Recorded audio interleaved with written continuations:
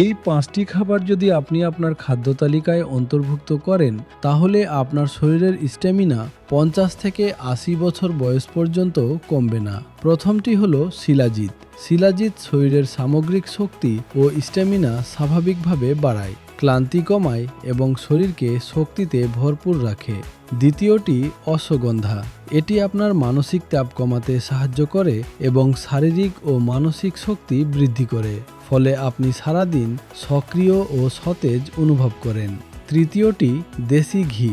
দেশি ঘি শরীরকে গভীর পুষ্টি প্রদান করে এবং দীর্ঘস্থায়ী শক্তি যোগায়, যা আপনার স্ট্যামিনাকে আরও শক্তিশালী করে।